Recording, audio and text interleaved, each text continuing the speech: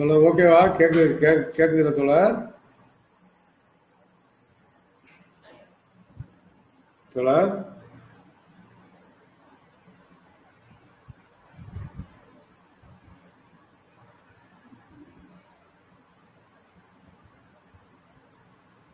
தோழர் கேக்குதுல்ல?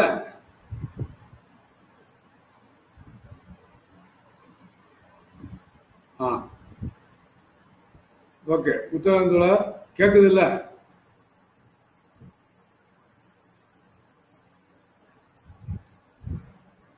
ஓகே.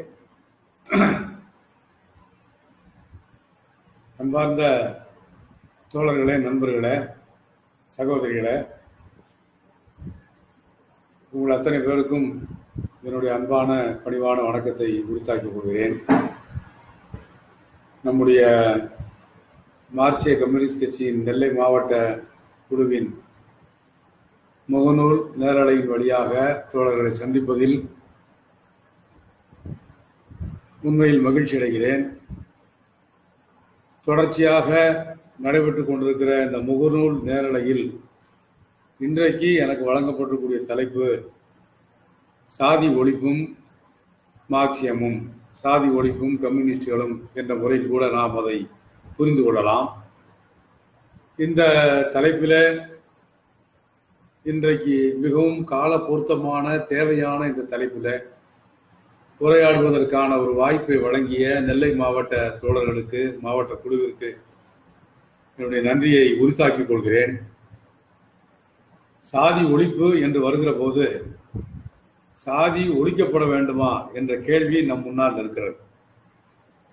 சாதி ஒழிக்கப்பட வேண்டும் என்று நாம் எல்லாம் செயல்படுகிறோம். அதற்காக கருத்தாலும் கரத்தாலும் நாம் இணைந்து நின்று போராடுகிறோம். ஆனால் சாதி இப்போது யார் சாதி பார்க்கிறார்கள் என்ற கேள்வி கேட்கப்படுகிறது. எங்கே தீண்டாமை இருக்கிறது என்று பலர் குறிப்பிடுகிறார்கள். எங்கே தீண்டாமை இருக்கிறது, சாதி யார் பார்க்கிறார்கள் என்று சொல்கிறவர்கள் சாதியை ஒழிக்க வேண்டும் என்று நாம் குரல் கொடுக்கிற போது பதட்டமடைகிறார்கள். அதை ஏன் ஒழிக்க வேண்டும், அதனால் யாருக்கு என்ன பாதிப்பு என்று கேட்கிறார்கள். சாதியால் யாருக்கும் பாதிப்பில்லை என்பதை சாதியின் கொடூரங்களை அனுபவிப்பவர்கள், எதிர்கொள்பவர்கள் தான் சாதியினுடைய அன்றாட சாதியினுடைய தினசரி தாக்குதல்களை எதிர்கொள்ளக்கூடியவர்கள் தான் சாதி ஒழிக்கப்பட வேண்டும் என்று வாழ்வியல் அனுபவ ரீதியாக சொல்ல முடியும். கருத்தியல் ரீதியாக இந்த நாட்டில் ஒரு பிற்போக்கு ஆளும் வர்க்கத்தினுடைய கலாச்சாரம் தான், ஆளும் வர்க்கத்தினுடைய கருவிதான் சாதி.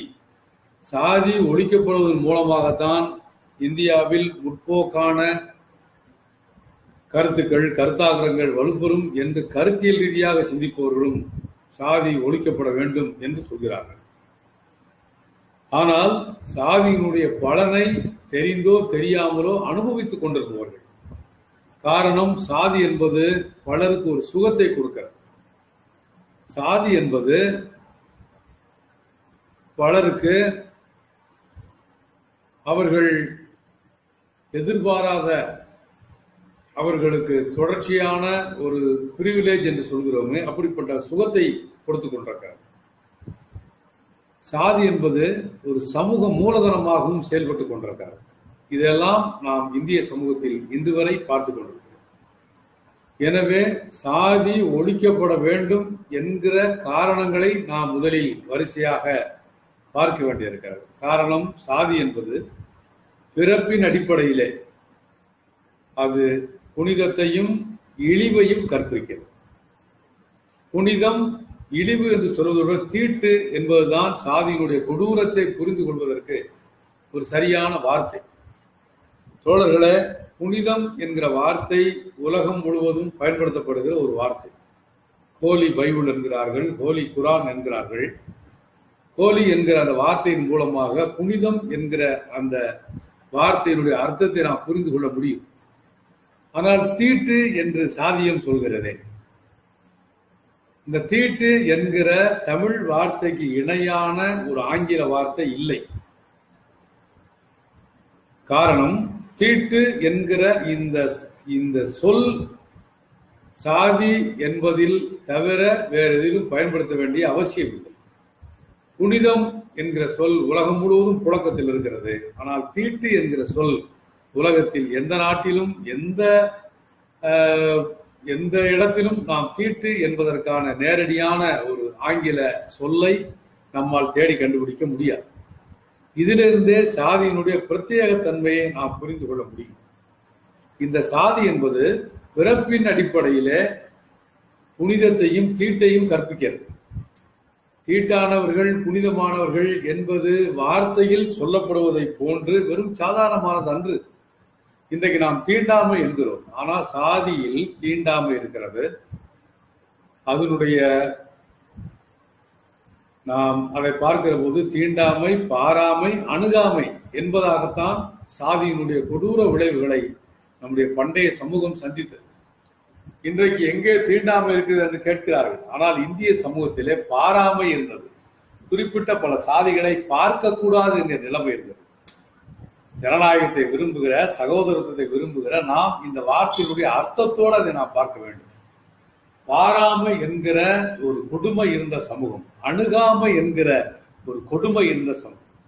பாராமை என்று சொன்னால் சில சாதிகள் பகலில் வீட்டை விட்டு வெளியவே வரக்கூடாது என்கிற நிலைமை. தோழர்களை நினைத்து பாருங்கள். இன்றைக்கு கூட தமிழகத்தில் குதிரை வண்ணார்கள் என்கிற ஒரு சமூக பிரிவு இருக்கிறார். இந்த குதிரை வண்ணார்கள் அவர்களுடைய உண்மையான பெயர் குதிரை வண்ணார்கள் அல்ல, பாதிரா வண்ணார் என்றுதான் அவர்கள் அழைக்கப்பட்டார்கள். ஏனென்றால் பாதி பொழுது அடங்கிய பிறகுதான் அவர்கள் வீட்டை விட்டு வெளியே வர வேண்டும். அவர்கள் துணி துவைப்பது தொழில், தலித்துகளுக்கு துணி துவைப்பவர்களாக குதிரை வண்ணார்கள் இருந்தார். இந்த குதிரை வண்ணார்கள் இன்றைக்கும் தமிழகத்தின் பல பகுதிகளிலே வாழ்ந்து கொண்டிருக்கிறார்கள். தோழர்களே, இவர்கள் பகலிலே வீட்டை விட்டு வெளியே வரக்கூடாது. மாலை பொழுது அடங்கிய பிறகு இவர்கள் வீட்டை விட்டு வெளியே வரலாம். அந்த தெருக்களிலே சென்று வீடுகளில் வைக்கப்பட்டிருக்கக்கூடிய உணவுகளை எடுத்துக்கொண்டு, பழைய பழங்கஞ்சிகை பழம் உணவை எடுத்துக்கொண்டு, வீடுகளுக்கு துணியை எடுத்துக்கொண்டு வந்துவிட வேண்டும். மறுநாள் அவர்கள் அதை சுத்தம் செய்து துவைத்து வீடுகளிலே கொண்டு போய் கொடுத்துவிட்டு மீண்டும் உணவை வாங்கி வர வேண்டும். இவர்கள் பகலில் நடமாடவே கூடாத சாதிகள். எனவேதான் பாதிரா வண்ணார் என்று அழைக்கப்பட்டவர்கள் மருவி இன்றைக்கு குதிரை வண்ணார் என்று நாம் சொல்கிறோம். தோழர்களே, இந்த குதிரை வண்ணார்களைப் போல இந்தியாவுடைய நிலப்பரப்பில் ஏராளமான சமூக பிரிவுகள், சாதிகள் இன்றைக்கும் வாழ்ந்து கொண்டிருக்கிறார். இது பார்க்கக்கூடாத சாதி, அணுகக்கூடாத சாதி. ஒரு குறிப்பிட்ட சாதியிலிருந்து இத்தனை கஜம் தள்ளி நிற்க வேண்டும், இத்தனை அடி தள்ளி நிற்க வேண்டும் என்பது இங்கே ஏதோ ஒரு சமூக பழக்கமாக இல்லை, சமூகத்தின் சட்டமாக இருந்தது. நான் அப்படிப்பட்ட சாதிகளுடைய பெயர்கள் முழுவதையும் இங்கே என்னால் குறிப்பிட முடியும்.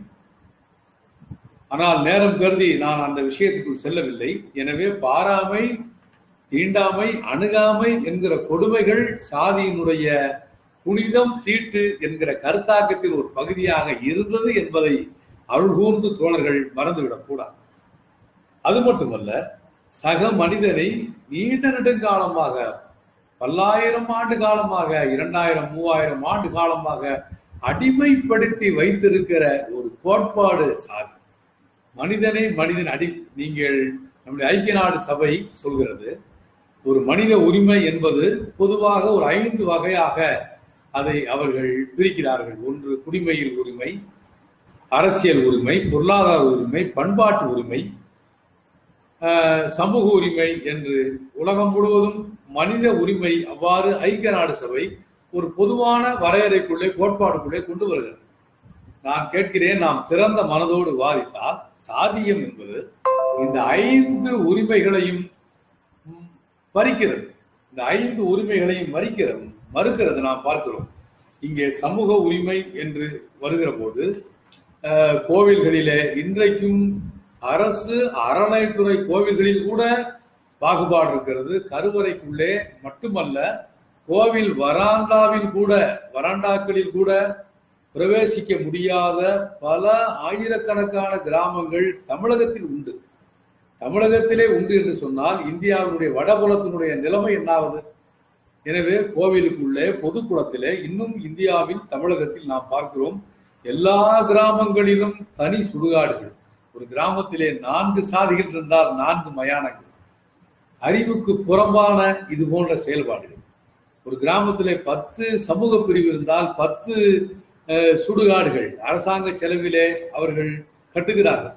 இப்படி இதுவெல்லாம் மிக சாதாரணமாக நம்முடைய அன்றாட வாழ்விலே சாதியம் இருக்கிறது என்பதை நம்மை விட்டு அது கடந்து செல்லவில்லை என்பதற்கான உதாரணமாக இதை பார்க்கிறோம். எனவே சமூக உரிமை இங்கே மறுக்கப்படுகிறது. பொருளாதார உரிமை தான் சாதியினுடைய பொருளாதார உரிமை மறுப்பு தான் சாதியினுடைய நீண்ட கால இருத்தலுக்கான காரணம்.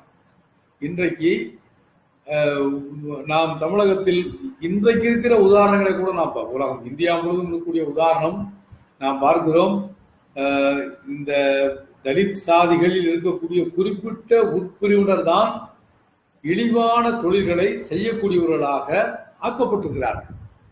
நமது நாட்டில் என்றைக்கு இந்த நவீன கழிப்பறை முறை வந்தது என்று வரலாற்றினுடைய சக்கரங்களை நாம் கொஞ்சம் பின்னோக்கி நகர்த்தி பார்த்தால், வெள்ளையர்கள் வருகிற வரை நமது ஊரிலே நமது நாட்டில் இந்த நவீன கழிப்பறை என்கிற இந்த பாணியிலான கழிப்பறைகள் இல்லை. மகாராஜாக்களாக இருந்தாலும் கூட அவர்கள் மறைவிடங்களுக்கு காடுகளுக்குத்தான் செல்ல வேண்டிய நிலைமை இருந்தது. பிரிட்டிஷ் பேரரசனுடைய இங்கே ஆட்சிக்கு பிறகுதான் இங்கே இது போன்ற கழிப்பறைகள் அறிமுகப்படுத்தப்படுகிறது. கழிப்பறைகள் அறிமுகப்படுத்தப்படுகிற போது கழிப்பறைக்குள்ளே எந்த சாதி இருக்க வேண்டும் என்று கனகச்சிதமாக இந்திய சமூகம் ஒரு மாநிலம் விடாமல் தீர்மானித்திருக்கிறதே. இங்கே அருந்ததியர்கள், குறவர்கள், நீங்கள் ஆந்திராவிலே மாதியாக்கள், இன்னும் உத்தரப்பிரதேசம், மத்திய பிரதேசம் போன்ற இந்தி பேசக்கூடிய மாநிலங்களில் மாங்குகள், மகர்கள், இது போன்ற பல சாதிகள். இப்படியான இந்த சாதிகள் எவ்வாறு மிக கச்சிதமான முறையிலே கழிப்பறைக்குள்ள திணிக்கப்பட்டார். இன்றைக்கும் கூட நம்முடைய பேருந்து நிலையங்களில், ரயில்வே நிலையங்களில் நான் மிக சாதாரணமான அடிப்படையான ஆவணங்களோடு நான் இந்த உரையாடலை நடத்த விரும்புகிறேன். நம்முடைய ரயில் நிலையங்களில், பஸ் நிலையங்களில், பேரூராட்சிகளில் கூட நவீன கழிப்பறைகள், இலவச பொது கட்டண கழிப்பறைகள் வந்துவிட்டது. நீங்கள் தமிழ்நாட்டினுடைய கட்டண கழிப்பறைகள் எங்கேயாவது ஒரு இடத்திலாவது ஒரு 800 ஆண்டு காலமாக கழிப்பறைக்குள்ளே திணிக்கப்பட்ட சாதிகளை சார்ந்தவர்கள் அந்த கழிப்பறையினுடைய கான்ட்ராக்ட் உரிமை எடுக்க முடிகிறதா என்பதை ஒரு நேர்மையான ஒரு உள்ளத்தோடு நாம் பரிசீலிக்க வேண்டும். அங்கே அந்த கான்ட்ராக்ட் எடுக்கிற உரிமை கூட தலித்துகள் கையிலே இன்றைக்கும் வரவில்லை என்பதையெல்லாம் நாம் சாதியத்தினுடைய வேலை பிரிவினையாக நாம் பார்க்கிறோம். எனவேதான் சாதி என்பது தொழில்களின் பிரிவினை அல்ல, அது தொழிலாளர்களின் பிரிவினை என்று அம்பேத்கர் குறிப்பிட்டார் என்பதை நாம் நினைவில் கொள்ள வேண்டும் என்று நான் பணிவோடு இந்த நேரத்தில் நினைவூட்ட விரும்புகிறேன். அதே போல பொருளாதார உரிமை மறுக்கப்படுகிறது.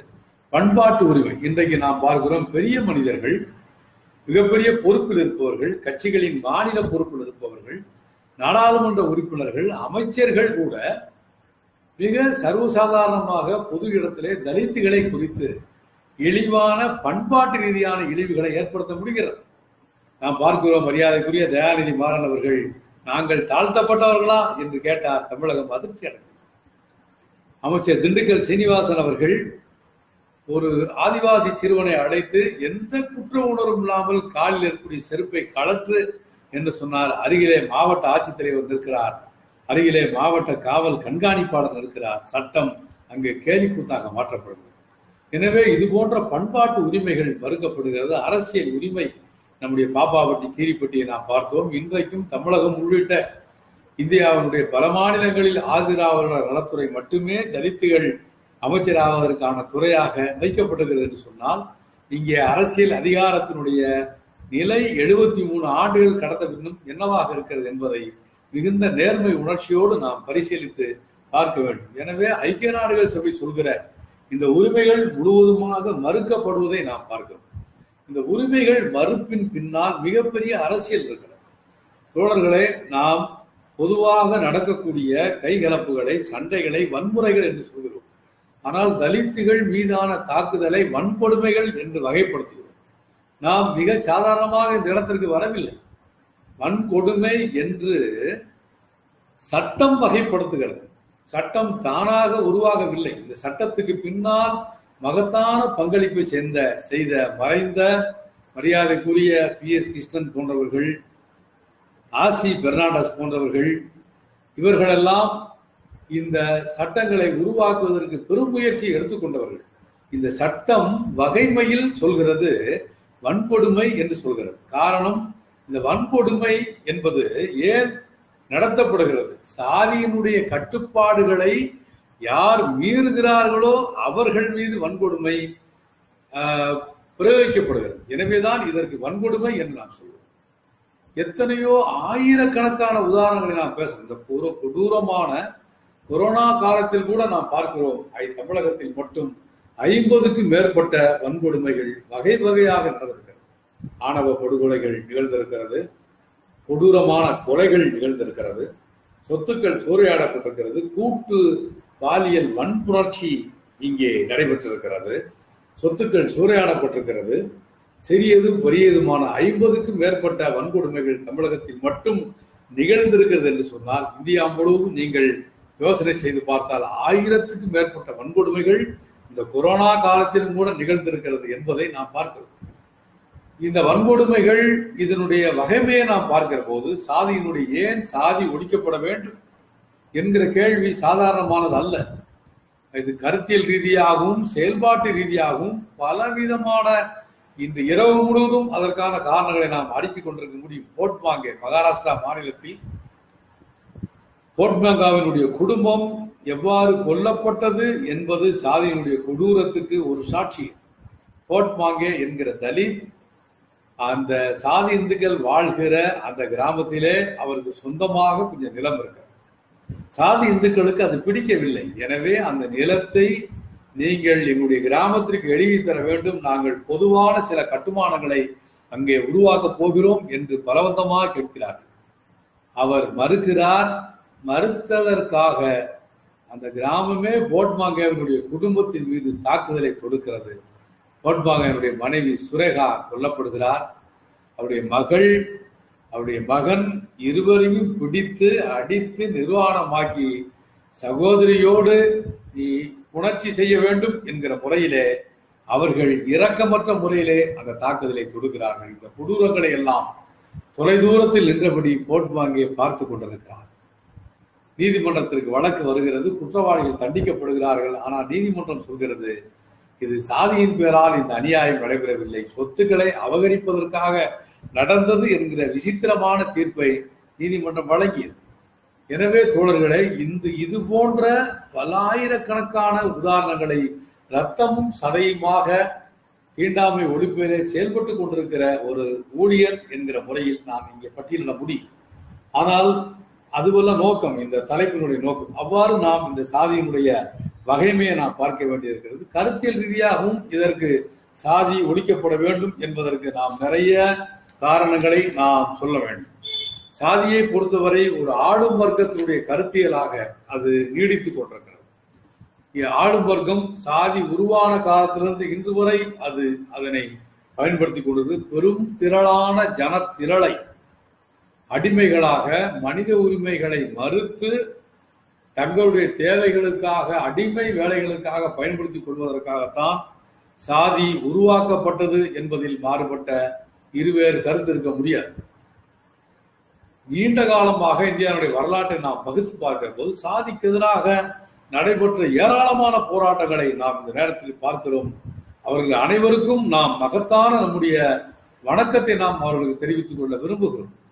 பௌத்தம், சமணம் துவங்கி ஆன்மீக வழியாக நம்முடைய வள்ளலார், வைகுண்ட சாமிகள் உள்ளிட்ட இவர்கள் ஆன்மீக ரீதியாக சாதிக்கு எதிராக வலிமையான தங்களுடைய எதிர்ப்பை பதிவு செய்தவர்கள். நம்முடைய சித்தர்கள் பணத்தி என்பது ஏதடா, பரத்தி என்பது ஏதடா, எலும்பு தோல் சதையிலே இலக்கமற்றிருக்கிறதா என்று கேட்ட சித்தர்கள் துவங்கி நம்முடைய வைகுண்டர், வள்ளலார் முதலாக அயோத்திதாசர், ரெட்டமலை சீனிவாசன், ஜோதிராவ் பூலே, இப்படி நாம் இந்த பட்டியலை அடுக்கிக் கொண்டே போகலாம். ஐயன் திருவள்ளுவர் கேட்டார், இங்கே மனிதர்களுடைய பிறப்பின் அடிப்படையிலே எல்லோரும் சமமாக இருக்கிற போது எங்கே இருந்து சாதி வந்தது என்று திருவள்ளுவர் துவங்கி கேட்டிருக்கிறார்கள். நாம் ஆச்சரியத்தோடு பார்க்க வேண்டும்.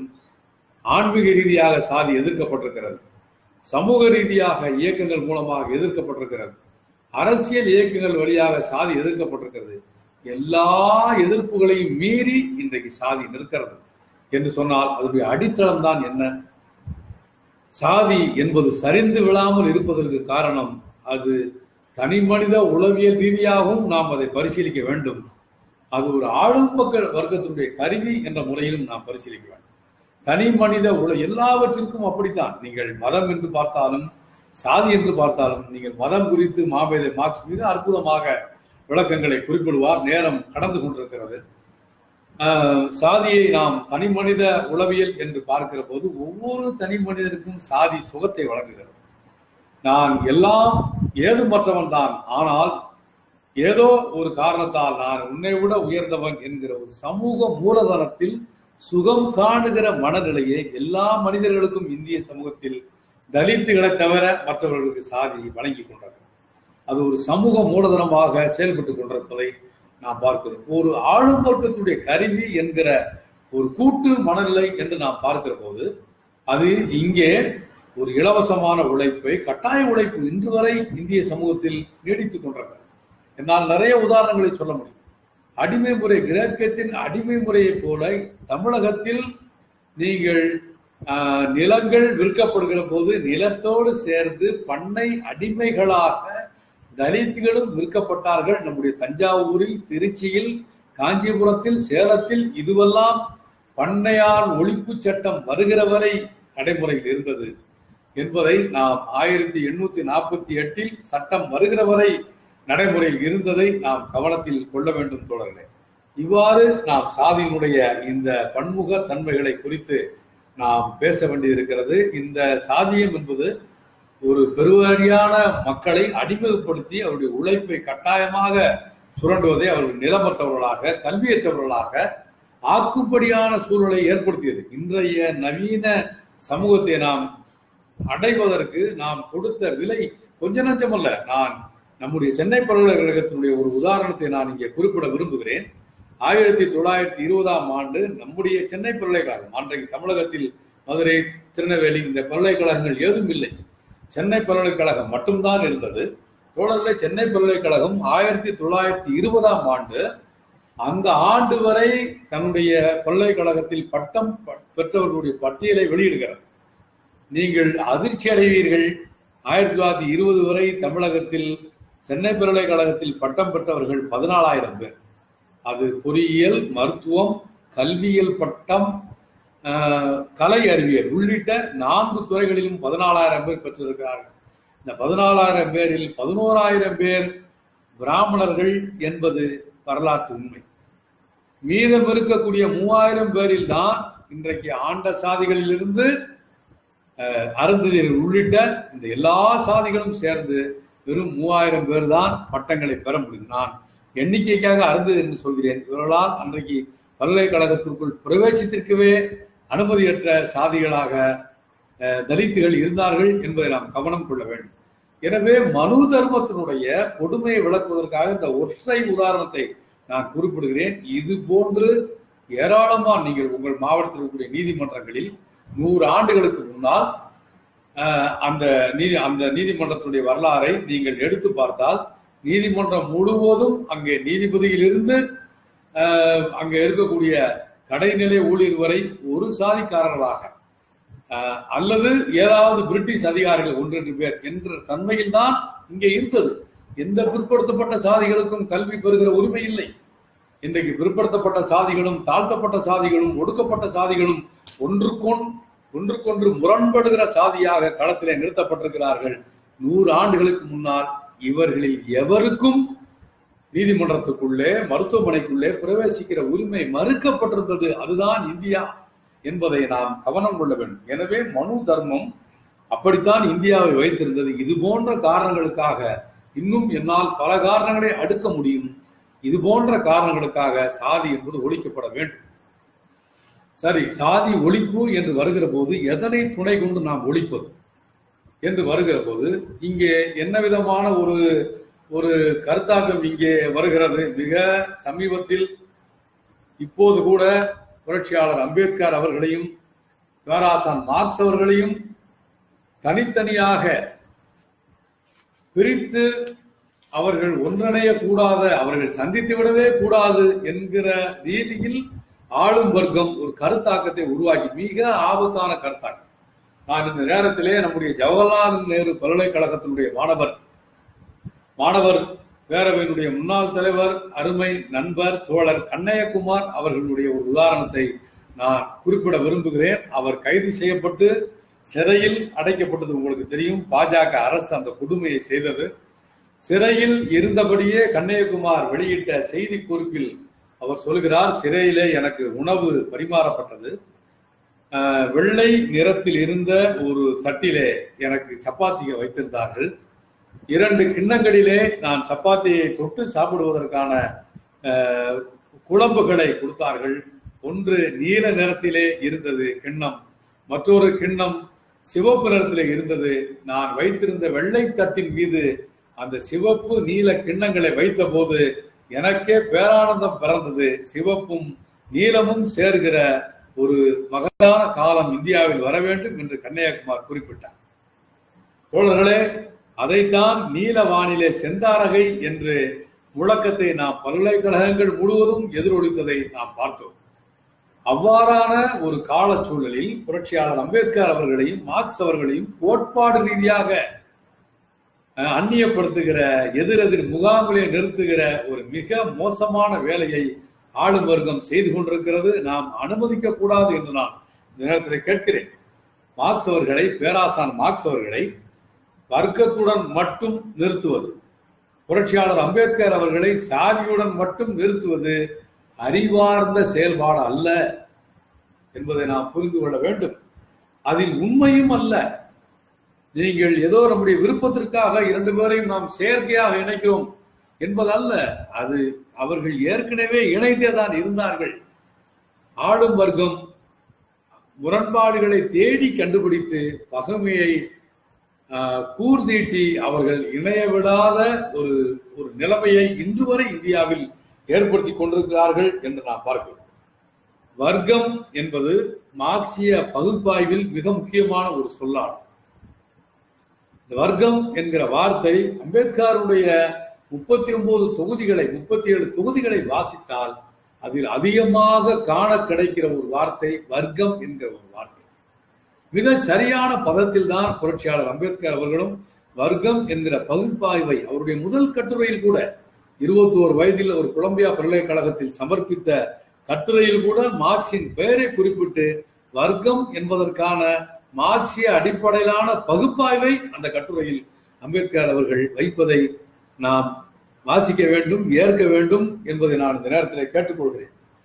இந்த கருத்தியல் ரீதியாக வர்க்கம் என்பது வேறு அர்த்தமாக, சாதி என்பது வேறு அர்த்தமாக இருப்பது உண்மை.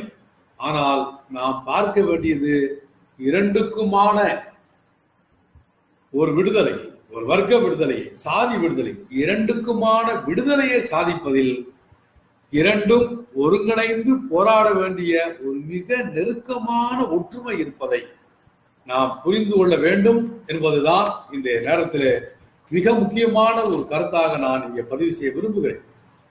அம்பேத்கர் சாதி குறித்து குறிப்பிடுகிற போது சாதிகள் ஏதோ ஒரு வழியில் வர்க்கத்தின் ஒரு வடிவமாகவே இருக்கிறது என்று அம்பேத்கர் குறிப்பிடுகிறார்.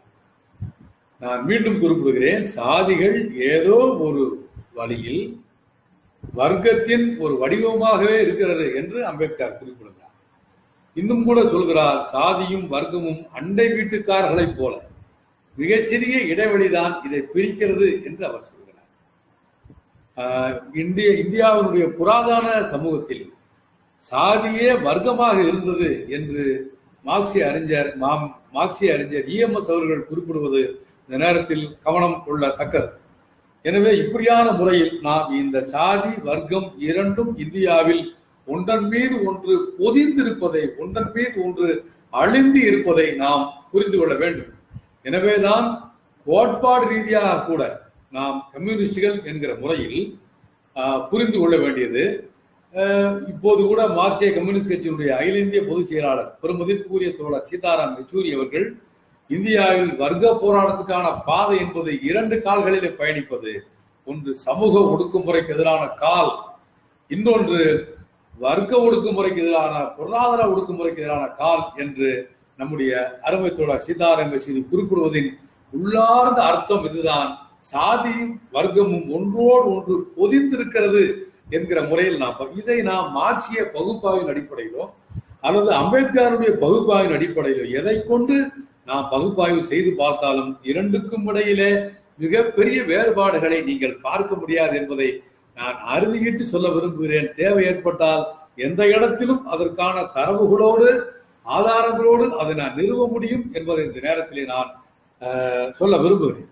நீங்கள் வர்க்கம் என்கிற இந்த ஒரு வார்த்தை என்பது நம்முடைய மார்க்சிய பகுப்பாய்வில் மிக முக்கியமான ஒரு வார்த்தையாக இருக்கிறது. இந்த வர்க்கம் என்பதை நாம் எவ்வாறு நாம் பிரித்து கொள்ள வேண்டும், எவ்வாறு நாம் புரிந்து கொள்வது என்று பார்க்கிற போது மிக அற்புதமான விளக்கங்களை நாம் உலகத்தினுடைய அனுபவங்களிலிருந்து பார்க்கிறோம். வர்க்கம் என்பது என்ன?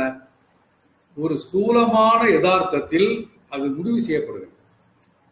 ஒரு குறிப்பிட்ட வர்க்கம் உடைமை ஏது மற்றவர்களாக இருப்பதும், உடைமை வர்க்கமாக இருக்கக்கூடிய ஒரு பகுதியினர் சொத்துடைமையின் காரணமாக உடைமை ஏதுமற்ற வர்க்கத்தினுடைய ஒட்டுமொத்த உழைப்பையும் சுரண்டுவதைத்தான் நாம் இங்கே வர்க்கம் என்கிற பகுப்பாய்வில் நாம் சுருக்கமாக சொன்னால் இது 2 தான் அதனுடைய. அப்புறம் தொழிலாளி வர்க்கம், விவசாய வர்க்கம் என்கிற பல குட்டி பூசுவா வர்க்கம் என்று நாம் பல விதமான வர்க்கங்களுக்கு சென்றால் கூட 2 முக்கியமான வர்க்கங்கள் என்று வருகிற போது உடைமை வர்க்கம், உடைமை ஏதுமற்ற வர்க்கம். தோழர்களே, இந்தியாவில் மனு என்ன சொல்கிறார்?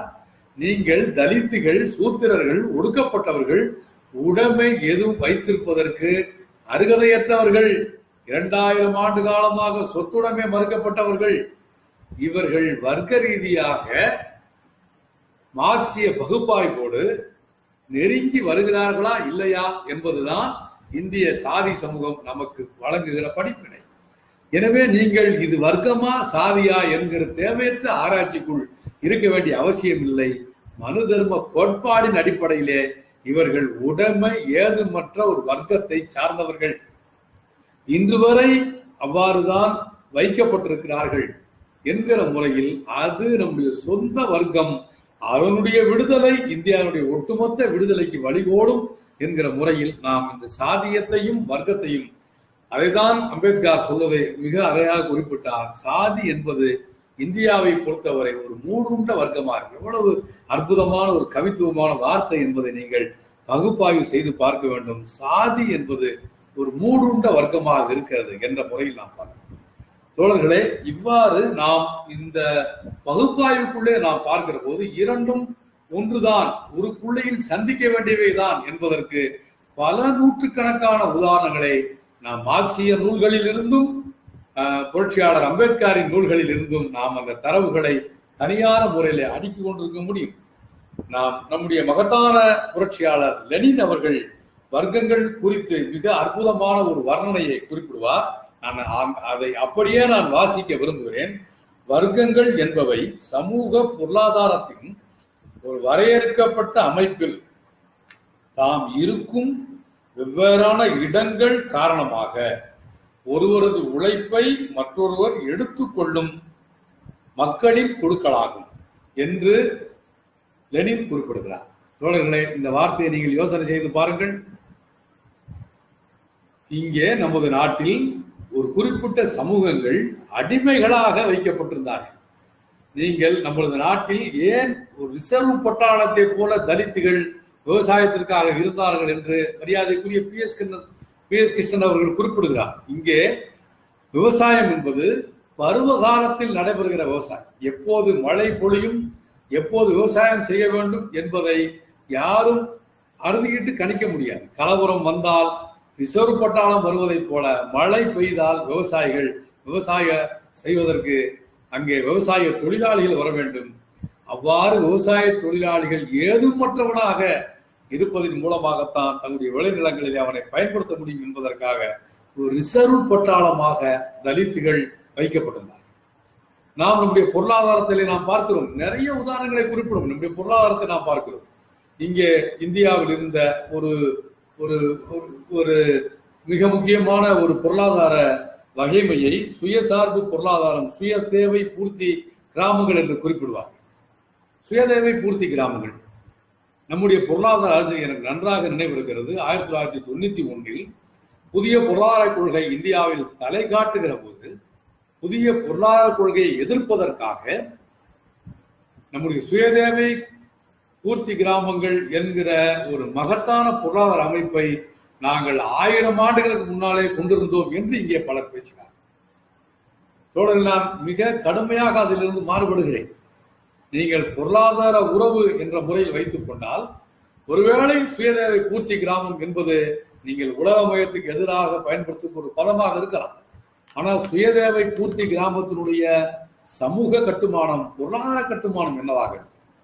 3 வகையான சமூக குழுக்கள் தான் சுயதேவை பூர்த்தி கிராமத்திலே வாழ்ந்த தோழர். ஒரு நாள் 2 நாள் அல்ல, 1000 ஆண்டுகள் இயங்கிய ஒரு சமூக அமைப்பு சுயதேவை பூர்த்தி கிராமங்கள். இந்த சுயதேவை பூர்த்தி கிராமங்களுடைய பொருளாதார அமைப்பு எப்படி, சமூக அமைப்பு எப்படி? ஆற்றோரத்தில் விவசாயம் செய்யக்கூடிய உயர் சாதியினர், அவர்கள் வெறும் நில உடைமையாளர்கள்.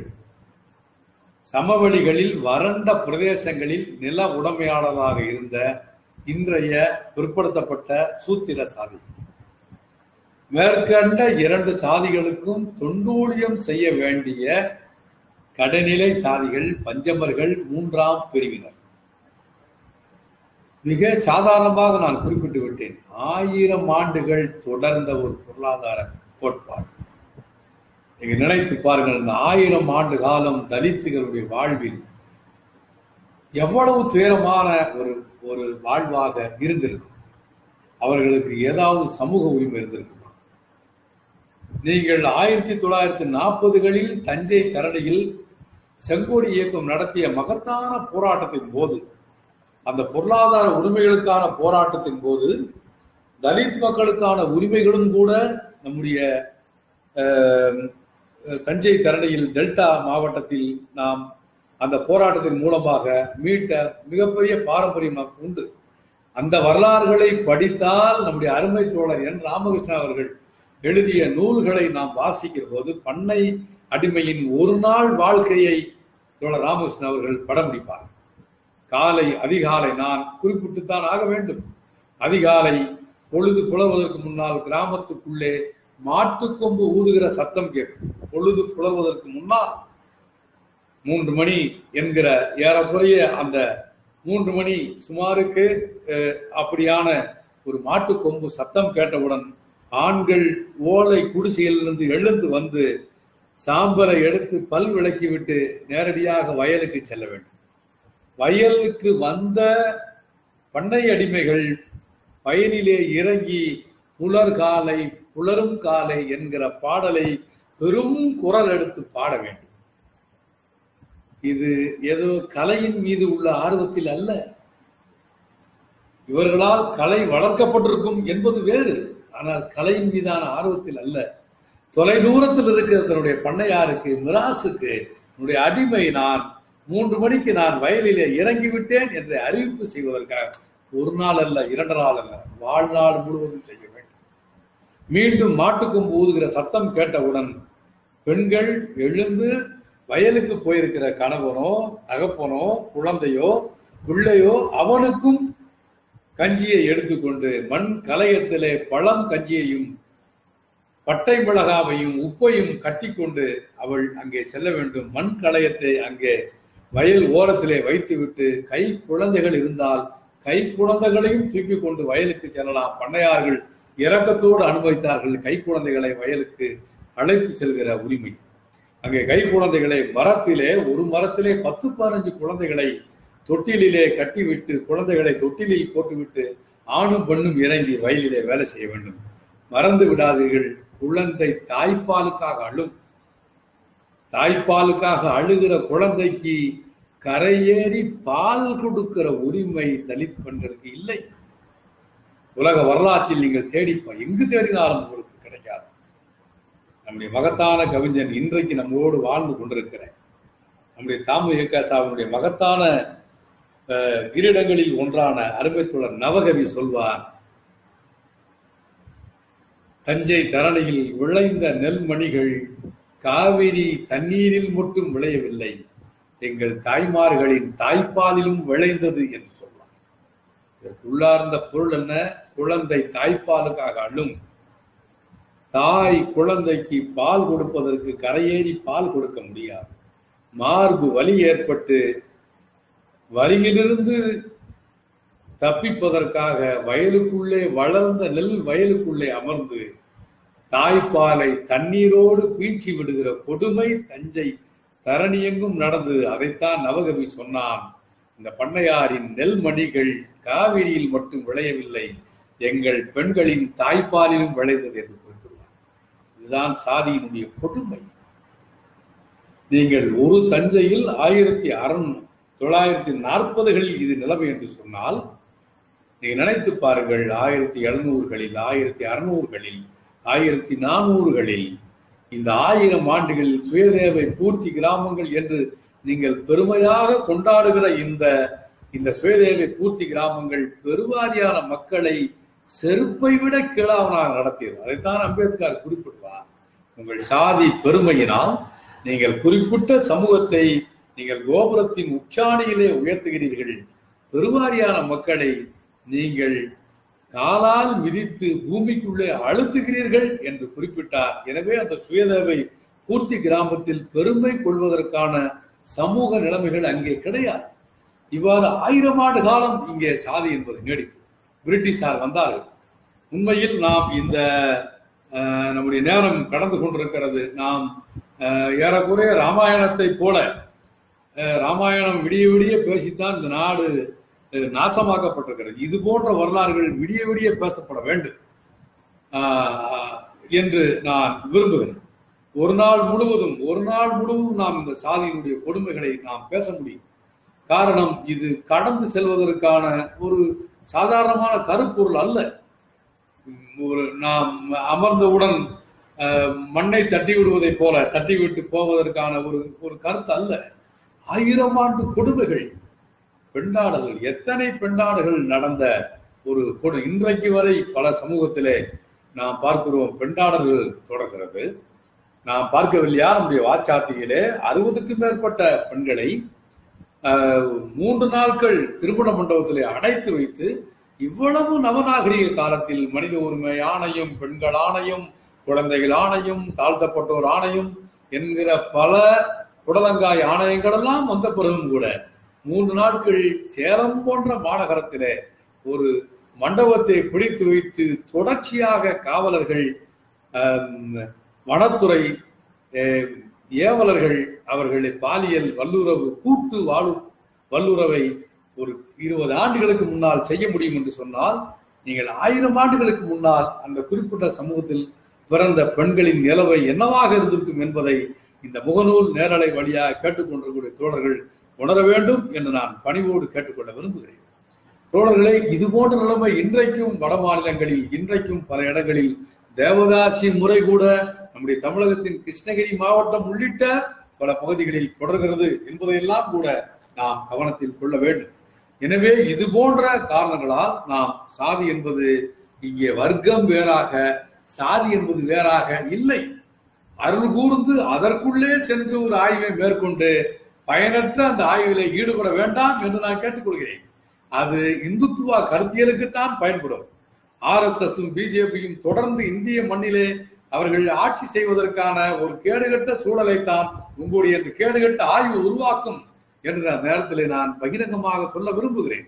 எனவே 2 கோட்பாடுகளுக்கும் இடையில் இருக்கக்கூடிய ஓர்மையை நாம் ஒருங்கிணைத்து இந்த போதாமைகளை சரி செய்து புரட்சிக்கான ஆயுதங்களை கூர்தீட்ட வேண்டும் என்று நான் இந்த நேரத்திலே சொல்ல விரும்புகிறேன். நாம் பொதுவாக பேராசான் மார்க்ஸ் அவர்களுக்கு சாதி குறித்து தெரியாது என்கிற ஒரு கருத்தாக்கத்தை இந்தியாவினுடைய பலருடைய மனதிலே புகுத்துவதிலே ஆளும் வர்க்கம் வெற்றி பெற்றிருக்கிறது. துரதிர்ஷ்டவசமாக நாம் அதை உடைக்கவில்லை.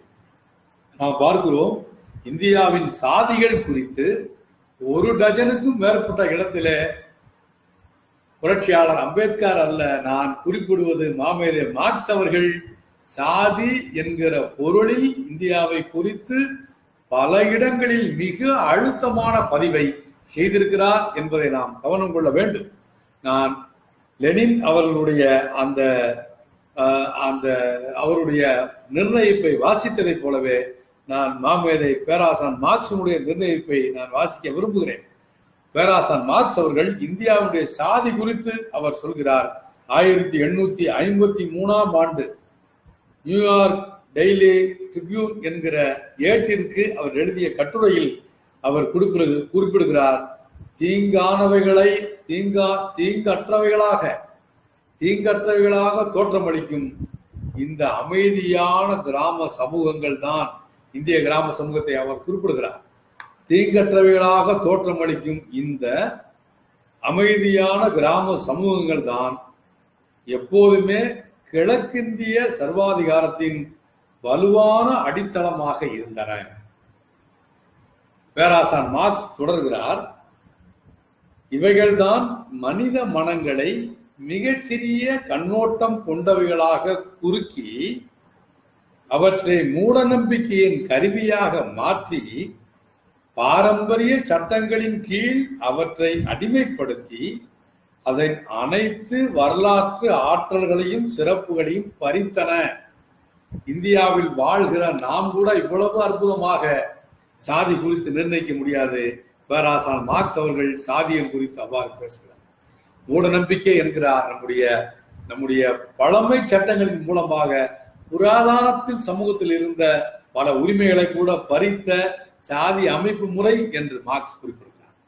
எனவே தோழர்களே, இங்கே மார்க்சிய பேராயுதத்தோடு மார்க்சியம் என்பது ஒரு சமதர்ம சமத்துவம் என்கிற முறையில் மனிதர்களை எதன் பேரிலும் பொருளாதார ரீதியாகவோ சமூக ரீதியாகவோ கலாச்சார ரீதியாகவோ எதன் பொருட்டும் ஒரு மனிதனை இன்னொரு மனிதன் சுரண்டுவதற்கோ அவமானப்படுத்துவதற்கோ மனிதன் என்கிற முறையில் அவனுடைய மதிப்பை சீர்குலைப்பதற்கு அனுமதிக்க முடியாது என்கிற மகத்தான கோட்பாடுதான் மார்க்சியம். அவ்வளவுதான், இதுதான் மார்க்சியம். அதுபோலதான் புரட்சியாளர் அம்பேத்கர். நீங்கள் மார்க்ஸ் குறித்து, கம்யூனிஸ்டுகள் குறித்து எப்போதாவது அம்பேத்கர் அவர்கள் குறிப்பிட்ட காலச்சூழல்களில் அங்கங்கே நடைபெற்ற பல விவாத நேரங்களில் எங்கேயாவது குறிப்பிட்ட சில கருத்துக்களை மட்டும் தேடி எடுத்து அதை பூத கண்ணாடி போட்டு பார்த்து அதை நீங்கள் மக்கள் திரளுக்குள்ளே பரப்பி மார்க்சுக்கும் அம்பேத்கருக்கும் இடையிலே ஒரு பகைமையை ஏற்படுத்தி ஒரு சுகம் காண நீங்கள் விரும்புகிறீர்கள். ஆனால் மார்க்ஸ் குறித்து, மார்க்சியம் குறித்து ஆழமான மதிப்பை புரட்சியாளர் அம்பேத்கர் அவர்கள் கொண்டிருந்தார். அம்பேத்கருடைய பல கட்டுரைகளை அதற்கு என்னால் உதாரணமாக குறிப்பிட முடியும். அம்பேத்கர் அவர்கள் குறிப்பிடுகிற கட்டுரைகளில் மிக முக்கியமான ஒரு கட்டுரை அரசும் சிறுபான்மையினரும் என்கிற கட்டுரை. அது அம்பேத்கர் அவர்களால் எழுதப்பட்ட அந்த கட்டுரையில் அவர் குறிப்பிடுகிறார், அரசு சோசியலிசம் என்கிற ஒரு புது வகையான வகைமையை அவர் குறிப்பிடுகிறார். அம்பேத்கருடைய தேர்வு நூல்களை நாம் வாசிக்கிற போது அவர் இந்தியாவுடைய விவசாயத்திற்கு அவர் சொல்லக்கூடிய மாற்றாக எதை அவர் குறிப்பிடுகிறார்? சோவியத்தில் இருப்பதை போன்ற கூட்டுப்பண்ணை விவசாய முறை இந்தியாவில் வேண்டும். நிலங்கள் முழுவதுமாக அரசுடைமையாக வேண்டும். கிராமங்களில் அது விவசாயிகளுக்கு பகிர்ந்து அளிக்கப்பட வேண்டும். கூட்டுப்பண்ணை என்கிற சோவியத் பாணி விவசாய முறையிலே இங்கே விவசாயம் செய்யப்பட வேண்டும்.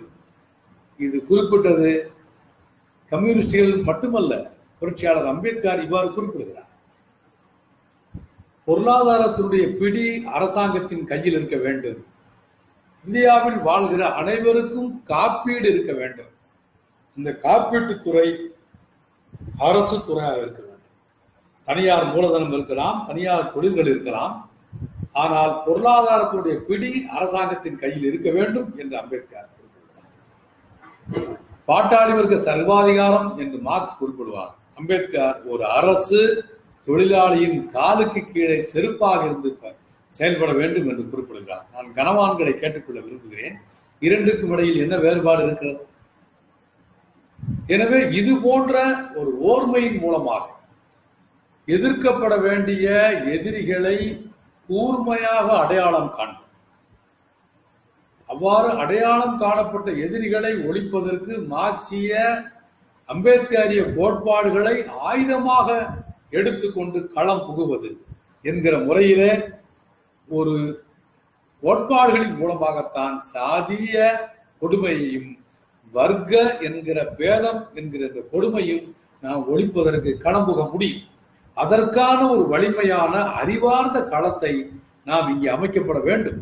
இதுவெல்லாம் நம்முடைய விருப்பம் மட்டுமல்ல, இதுதான் இந்திய யதார்த்தம்.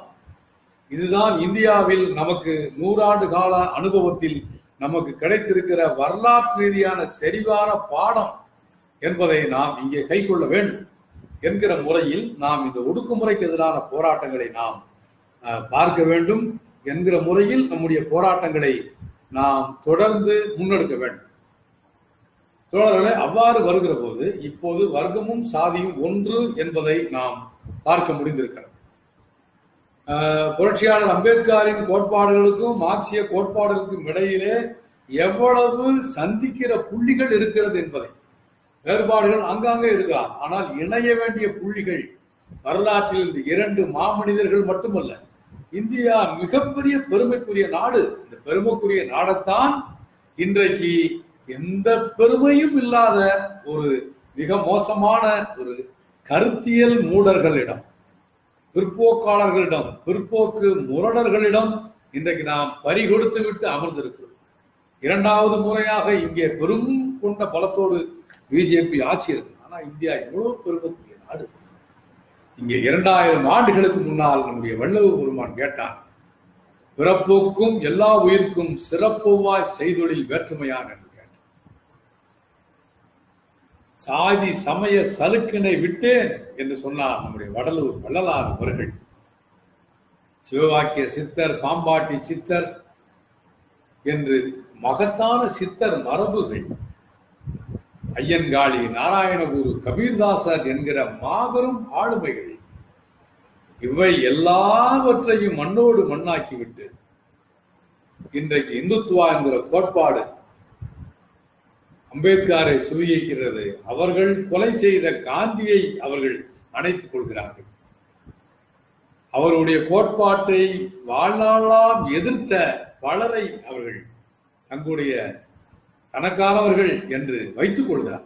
இந்த கொடுமையான சூழலில் இதற்கு எதிரான பேராயுதத்தை பட்டை நாம் தீட்ட வேண்டும். இன்றைக்கும் கூட இந்த சினிமால வடிவேல் சொல்ற மாதிரி, நான் ஸ்ட்ரெயிட்டா நான் தனியா கம்பீரமா நிற்பேன், கம்பியை பிடிக்காம நிற்பேன்ற மாதிரி யாரும் இந்தியாவில் நாம் சொல்ல முடியாது. அவ்வளவு ஆபத்தான ஒரு சூழல் இங்கே நம்ம எதிர்கொண்டு வர முடியும். கல்வி சிதைக்கப்படுகிறது. நம்முடைய எதிர்காலத்துல இப்போது நாம் பார்க்கிறோம், மத்திய அரசாங்கம் கடந்த ஒரு 10 தினங்களுக்கு முன்பாக மருத்துவத்துறையிலே இடஒதுக்கீட்டை அறிவித்திருக்கிறது. பிற்படுத்தப்பட்டோர் மிக கடுமையான பாதிப்பை இன்றைக்கு எதிர்கொண்டிருக்கிறார்கள். பிற்படுத்தப்பட்டவர்களுக்கு 10% மிகச் சரியாக அமுல்படுத்திய மத்திய அரசாங்கம் தாழ்த்தப்பட்டோருக்கான இடஒதுக்கீட்டை அவர்களால் பறிக்க முடியவில்லை. ஆனால் பிற்படுத்தப்பட்டோருக்கான இடஒதுக்கீடு 16.6% தருவதை வெறும் 3% ஒதுக்கியிருக்கிறார்கள்.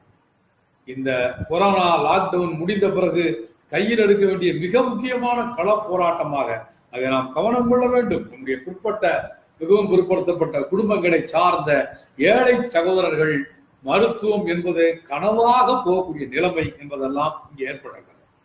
இப்போது நாம் வாழ்கிற இந்த காலத்தில் 10 நாளைக்கு முன்னால் அப்படிப்பட்ட ஒரு ஏற்பாடை மோடி அரசாங்கம் மேற்கொண்டிருக்கிறது.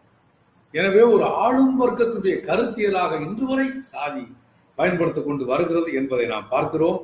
இந்த சாதி கொடுமைக்கு எதிரான போராட்டங்களை நம்மிடம் இருக்கக்கூடிய நாம் பல மாயைகளை கடந்து உண்மைகளை தேடி பிடித்து நாம் இந்த கோட்பாடுகளை ஒன்றிணைப்பதற்கான முயற்சிகளை நாம் மேற்கொள்ள வேண்டும். எனவே வர்க்கமும் சாதியும் வேறு வேறு அல்ல. இந்தியாவை பொறுத்தவரை ஒன்றுக்குள் ஒன்று புதைந்து மிகச்சிறிய வேறுபாடுகளோடு அது இருக்கிறது. ஒன்றுக்கு எதிரான போராட்டம் என்று இல்லாமல் இரண்டையும் எதிர்ப்பதற்கான போராட்டங்களோடு களம் புக வேண்டிய அவசியம். இந்த கள போராட்டத்தில் கிடைத்த அனுபவம் என்ன? மகத்தான அனுபவங்களை நாம் பெற்றிருக்கிறோம். தோழர்களே, மார்க்சினுடைய நிர்ணயிப்பு, அம்பேத்கருடைய நிர்ணயம் பற்றி நான் குறிப்பிட்டேன்.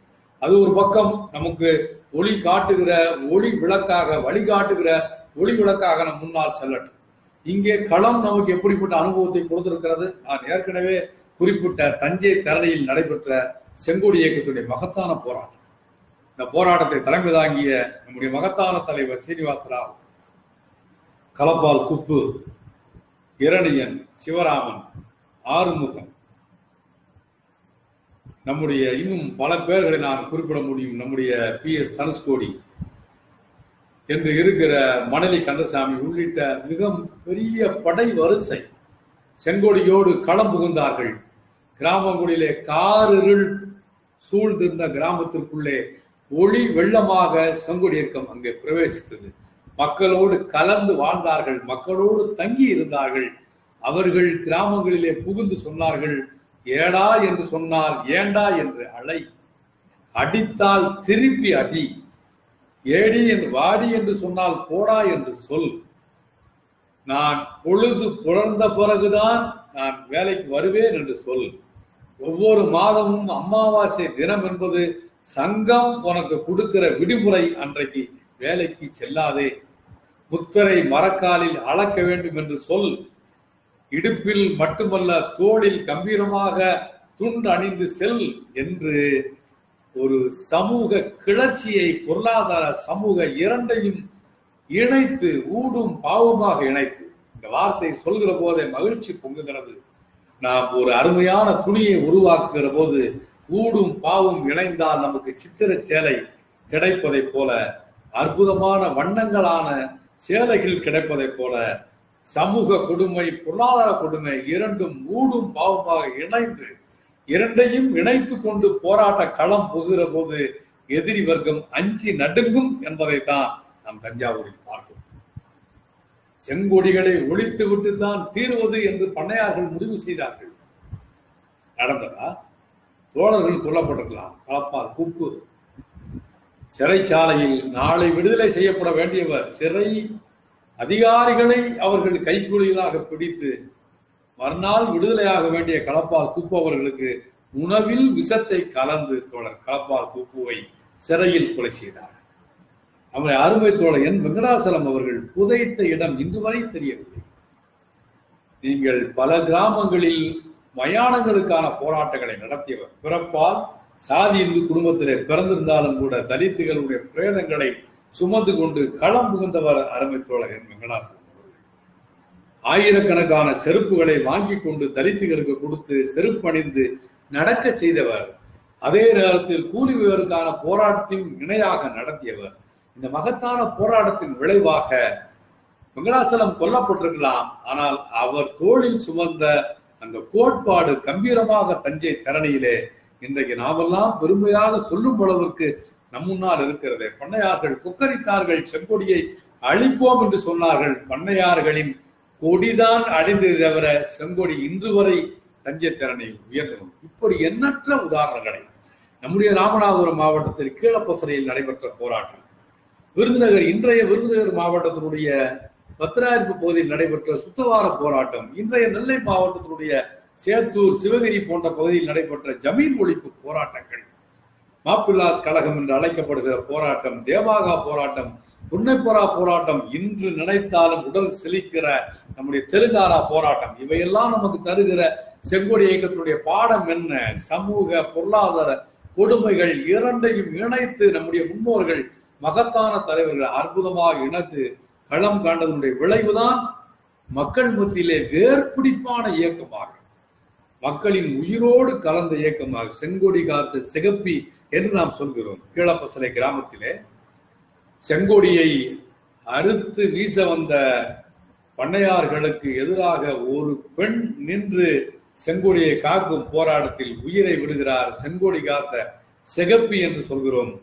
ரத்தமும் சதையுமாக சமூக பொருளாதாரம் இரண்டையும் கையில் எடுத்து நம்முடைய மூலவர்கள் முன்னோர்கள் முன்னத்தியர்கள் நடத்திய அந்த போராட்டம் தான் உயிர் பிடிப்போடு செங்கோடி இயக்கத்தை வைத்திருந்தது. அந்த காலம் மீண்டும் திரும்பி வர வேண்டும், அதற்கான போராட்டங்களை நாம் முன்னெடுக்க வேண்டும் என்பதுதான் கம்யூனிஸ்டுகளுடைய மிக முக்கியமான கடமை. அதே போல அம்பேத்கர் பற்றிய புரிதல் இன்றைக்கும் கூட அம்பேத்கரிய ஆதரவாளர்கள் என்று சொல்லப்படக்கூடிய பலர் நான் நேசத்தோடு அவர்களை நட்பு முரண்பாடு என்கிற முறையில் சுட்டிக்காட்ட விரும்புகிறேன். பிஜேபியோடு நமக்கு இருப்பது, சங் பரிவாரத்தோடு நமக்கு இருப்பது பகை முரண்பாடு, நமக்கு நம்முடைய தோழமை இயக்கங்களோடு நமக்கு இருப்பது நட்பு முரண்பாடு. நட்பு முரண்பாடு என்ற வகையில் குறிப்பிடுகிறேன். அம்பேத்கர் அவர்களை மிகச் சரியாக வாசித்து உணராமல் இந்து மதத்திலிருந்து வெளியேறுவது மட்டும்தான் சாதி ஒழிப்பு என்று அம்பேத்கர் சொன்னதாக ஒரு கருத்தாக்கத்தை மீண்டும் மீண்டும் நிறுவ முயற்சிப்பது புரட்சியாளர் அம்பேத்கர் அவர்களே நாம் குறைத்து மதிப்பிடுவதாக அர்த்தம். பொருளாதார கூறுகளை மிக அதிகமாக அம்பேத்கர் பேசுகிறார். கோட்டி முறை ஒழிப்புக்கான போராட்டத்தை அம்பேத்கர் நடத்துகிறார். இந்து மதத்திலிருந்து வெளியேறினால் சாதி ஒழிந்துவிடும் என்று மட்டும் அம்பேத்கர் நினைக்கவில்லை. இந்து மதத்திற்கு மிக பலமான அடி கொடுக்க வேண்டும் என்று நினைத்தார். ஆகவே பௌத்தம் தழுவினார். அது இந்து மதத்துடைய அணுவே சாதியின் அணுக்களாக இருக்கிற காரணம் அதை சீர்திருத்த வேண்டும் என்ற முயற்சியில் ஈடுபட்டார். சீர்திருத்தவே முடியாது என்ற முடிவுக்கு வந்த பிறகு அதை தகர்ப்பது, அதற்கு அடி கொடுப்பது, பலகீனப்படுத்துவது என்கிற முறையில் தான் லட்சக்கணக்கானவரோடு அவர் ஒரு மிகப்பெரிய ஒரு அதிர்ச்சி வைத்தியமாக வெளியேறினாரே ஒழிய அது மட்டும்தான் வழி என்று குறிப்பிடவில்லை. அவர் பொருளாதார காரணங்களை பேசுகிறார். இங்கே நம்முடைய மக்களுக்கு பொதுத்துறை நிறுவனத்தினுடைய கையிலே அப்புறமேல் பெரிய நம்முடைய புரட்சியாளர் அவர்கள் இடஒதுக்கீடு குறித்து பேச வேண்டும். நீங்கள் இடஒதுக்கீட்டை வலுவாக பேசுகிறார், சொத்துடைமையை பேசுகிறார், பெண் உரிமையை பேசுகிறார் என்று சொன்னால் மார்க்சிய பகுப்பாயின் அடிப்படையிலே வர்க்கமும் சாதியும் ஒன்றுதான், மிகச்சிறிய இடைவெளிதான் அதை பிரிக்கிறது என்று சொல்கிறார். மூருண்ட வர்க்கம் என்று சொல்கிறார் என்றால் பொருளாதார காரணிகளைத்தான். இன்னும் சொல்ல போனால் மார்க்சியத்தோடு அம்பேத்கர் மிக நெருக்கமாக வருகிற ஒரு புள்ளி அவர் குறிப்பிடுகிறார். இந்தியாவினுடைய 2 எதிரிகள் எது என்று அவர் குறிப்பிடுகிற போது அம்பேத்கர் குறிப்பிடுகிறார், பிராமணியமும் முதலாளியமும் இந்தியாவினுடைய எதிரிகள் என்று குறிப்பிடுகிறார். முதலாளி என்று குறிப்பிடவில்லை, முதலாளியம் என்று குறிப்பிடுகிறார். முதலாளியம் எதிரி என்று குறிப்பிடுவதன் மூலமாக மார்க்சியத்தினுடனான தன்னுடைய நெருக்கத்தை புரட்சியாளர் அம்பேத்கர் அவர்கள் பகிரங்கமாக வெளிப்படுத்துகிறார் என்று நாம் பார்க்கிறோம். அதே போல மார்க்ஸ் அவர்கள் 1853ஆம் ஆண்டு இந்தியாவில் பிரிட்டிஷ் ஆட்சியின் எதிர்கால விளைவுகள் என்று தலைப்பிட்டு 1853ஆம் ஆண்டு மார்க்ஸ் பின்வருமாறு எழுதுகிறார் அவருடைய கட்டுரையில், இந்தியாவில் சாதிகள் இந்தியாவின் வளர்ச்சிக்கும் அதிகாரத்துக்கும் மிக முக்கியமான தடைகள் என்று பேராசான் மார்க்ஸ் குறிப்பிடுகிறார். தோழர்களே, இவ்வாறு இயங்கியவர்களை, இவ்வாறு வாழ்நாள் முழுவதும் அர்ப்பணித்தவர்களுக்குள்ளே இன்று பகைமையை தேடி கண்டுபிடிக்கிற யாராக இருந்தாலும் அவர்கள் இந்திய மக்களுக்கு மிகப்பெரிய அளவுக்கு இடையூறுகளை ஏற்படுத்துகிறார்கள் என்றுதான் நாம் புரிந்து கொள்ள வேண்டியிருக்கிறது. அவ்வாறான புரிதலோடு செங்கோடி இயக்கம் காட்டி இருக்கக்கூடிய தஞ்சை தரணியின் பாதையிலே, செங்கொடி காத்த சிகப்பி என்று அழைக்கப்படுகிற கீழப்பசலை பாதையிலே, சுதவார போராட்டம் நடத்திய வத்திராயிருப்பின் பாதையிலே, தேபாகா புன்னப்புரா வயலார் போன்ற போராட்டங்கள், நம்முடைய மகத்தான தெலுங்கானா போராட்டம், இந்த பாதைதான் இந்தியாவில் சாதி ஒழிப்பிற்கான பாதை, இந்தியாவில் வர்க்க விடுதலைக்கான பாதை என்பதை நாம் மிக அழுத்தமான முறையிலே கையில் எடுக்க வேண்டும் என்று நாம் பார்க்கிறோம். ஆளுகிற வாய்ப்பு கிடைத்த மாநிலங்களில் அரசாங்கத்தை பயன்படுத்தி கொண்டு கம்யூனிஸ்டுகள் சாதி ஒழிப்பிலே தன்னால் முடிந்தவரை பங்களிப்பை மேற்கொண்டார். இப்போது கூட நாம் இந்தியாவில் மிக கம்பீரமான முறையிலே நடைபெற்றுக் கொண்டிருக்கிற அருமை தோழர் பினராயி விஜயன் அவர்கள் இந்தியாவில் கம்யூனிஸ்டுகளால் மட்டுமல்ல, ஒரு மாற்றத்தை விரும்புகிற எல்லார் மனதிலும் இடம்பெற்றிருக்கிற மிக முக்கியமான ஒரு ஆளுமையாக, தலைவராக அருமை தோழர் பினராயி விஜயன் அவர்கள் இருக்கிறார். தோழர்களே, இன்றைக்கு பினராயி அவருடைய அரசு, கம்யூனிஸ்டுகளின் அரசு, இடது ஜனநாயக முன்னணியினுடைய அரசு இந்தியாவில் தலித்துகளை அர்ச்சகராக்குகிற மிக அருமையான திட்டத்தை செயல்படுத்தியதோடு மட்டுமல்ல, உங்களில் எத்தனை பேருக்கு நம்ப முடிகிறது என்று தெரியவில்லை, அர்ச்சகர்கள் பணி நியமனத்தில் இடஒதுக்கீட்டு முறையை பின்பற்ற வேண்டும் என்பதை நிரந்தர சட்டமாக்கியிருக்கிறது. கருணையினால் அல்ல, உரிமை அடிப்படையில் அதுக்கு தகுதியானவர்கள் என்ற முறையில்தான் அது அரசமைப்பு உரிமை பெற்ற இடஒதுக்கீடு என்கிற கோட்பாட்டுக்குள் அர்ச்சகர் பணியை வந்திருக்கிறார். தமிழகத்தில் நம்முடைய வெண்டாடி வேந்தன் தந்தை பெரியார் அவர்கள் மரணமடைகிற போது நெஞ்சிலே தைத்த முள்ளோடு அடக்கம் செய்தோம் என்று முன்னாள் முதல்வர் கலைஞர் அவர்கள் குறிப்பிட்டார். அந்த முள் எது என்று கேட்டால், கருவறைக்குள்ளே பிராமணர் அல்லாதவர்களும் பிரவேசிக்கிற நாளே பெரியாருடைய இதயத்தில் இருந்த முள் எடுக்கப்படுகிற நாள் என்று கலைஞர் கருணாநிதி அவர்கள் குறிப்பிட்டார்கள்.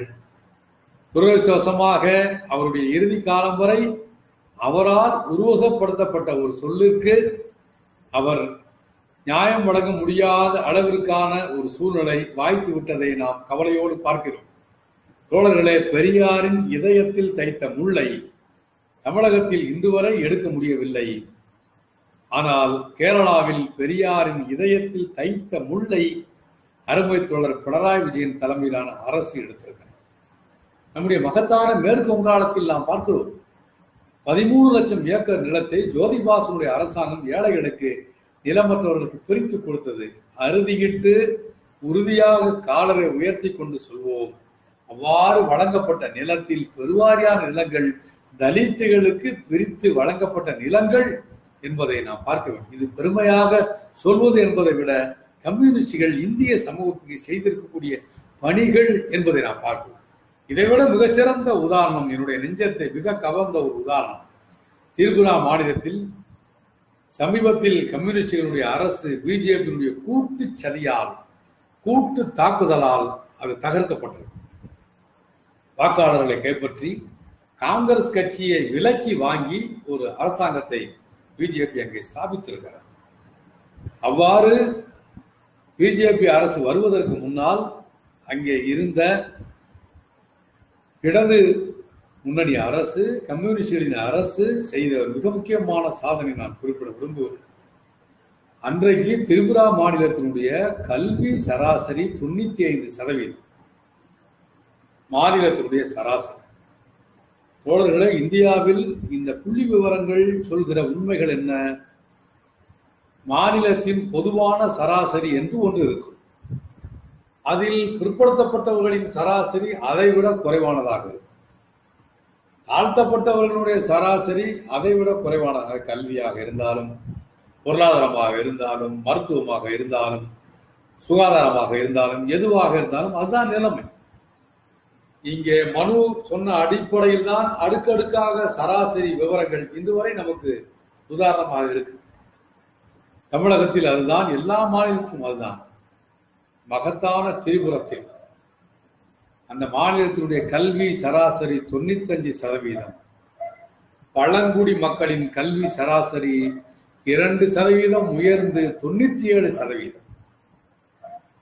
எப்படி கல்வியை பழங்குடி மக்களுக்கு சொந்தமாக்கியது இடது முன்னணி அரசு என்பதற்கு இதைவிட வேறு உதாரணம் நான் சொல்ல வேண்டிய அவசியம்.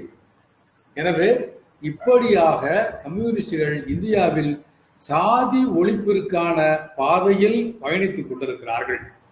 நிறைவாக நான் சொல்ல விரும்புவது, இன்றைக்கு இருக்கிற இந்த எதேச்சிகார அரை பாசிச சித்தாந்தத்தை கொண்ட பிஜேபி அரசாங்கத்தை, இந்துத்துவ கருத்தியலை வீழ்த்துவதற்கு 2 பேராயுதங்கள் இந்தியா முழுவதும் ஒன்றிணைய வேண்டும். அவர்கள் 2 வார்த்தைகளில் தான் அச்சம் கொள்கிறார்கள். ஒன்று, செங்கொடியை பார்த்து அச்சம் கொள்கிறார்கள். 2, அம்பேத்கரை அவர்கள் சுவீகரிக்க நினைத்தாலும் அம்பேத்கரிய கோட்பாடுகளை பார்த்து அச்சம் கொள்கிறார்கள். எனவே அம்பேத்கரியத்தை உயர்த்தி பிடிப்போம், செங்கொடியை உயர்த்தி பிடிப்போம், மார்க்சிய அம்பேத்கரிய கோட்பாடுகளின் ஒருங்கிணைப்போடு பிரத்யேகமாக தமிழகத்தில் பெரியாரினுடைய கைத்தடியையும் கையில் எடுத்துக்கொண்டு பெரியாரிய அம்பேத்கரிய மார்க்சிய கோட்பாடுகளின் வெளிச்சத்திலே புதிய தெம்போடு புதிய திராணியோடு தமிழகத்தில் களம்புகுவோம். சாதி கொடுமைக்கு எதிராக களம்புகுவோம். சாதி மனநலைக்கு எதிராக களம்புகுவோம். புத்தபுரம், இடமலைப்பட்டி, புதூர், பெரியார் நகரில் இருக்கக்கூடிய தீண்டாமை சுவர்களை, அந்த பௌதீக வடிவத்திலான சுவர்களை மட்டுமல்ல, மக்கள் மனங்களில் இருக்கிற உழைப்பாளிகளின் மனங்களில் இருக்கிற தீண்டாமை சுவர்களை மார்க்சிய பெரியாரிய அம்பேத்கரிய கோட்பாடுகளின் துணை கொண்டு நாம் அந்த மனச்சுவர்களை இடிக்கிற போது வர்க்கம் என்கிற ஓர்மையை நாம் ஏற்படுத்த முடியும். தொழிலாளி வர்க்கம் என்று ஒருங்கிணைப்பதற்கு தடையாக இருக்கிற சாதியை, விவசாய தொழிலாளிகள் என்று ஒருங்கிணைவதற்கு தடையாக இருக்கக்கூடிய சாதியை, விவசாயிகள் என்று ஒருங்கிணைப்பதற்கு தடையாக இருக்கக்கூடிய சாதியை, மாணவர்கள் என்று ஒருங்கிணைவதற்கு தடையாக இருக்கக்கூடிய சாதியை, பெண்கள் என்று ஒருங்கிணைவதற்கு தடையாக இருக்கக்கூடிய சாதியை, இன்னும் சொல்ல போனால் சொல்வதற்கு அவமானமாக இருக்கிறது, படித்தவர்கள் அறிவுஜீவிகள் என்று ஒருங்கிணைவதற்கு கூட தடையாக இருக்கக்கூடிய இழிவான கேவலமான சாதியை வேரோடும் வேரடி மண்ணோடும் வீழ்த்துவதற்கு மார்க்சிய ஒளி வெள்ளத்தில் பெரியாரிய அம்பேத்கரிய கை விளக்குகளை ஏந்தி பயணிப்போம். புரட்சிகர கோட்பாடுகளை மக்கள் மனங்களிலே நடவு செய்வோம். புரட்சிகர மார்க்சிய பெரியாரிய கோட்பாடுகளை மக்கள் மனங்களிலே நடவு செய்து இந்திய புரட்சியை சாத்தியமாக்குவோம் என்று சொல்லி நீல வணக்கம் செவ்வணக்கம் சொல்லி இந்த நேரலையில் தோழர்கள் வழங்கிய வாய்ப்புக்கு நன்றி தெரிவித்து விடைபெறுகிறேன். நன்றி, வணக்கம்.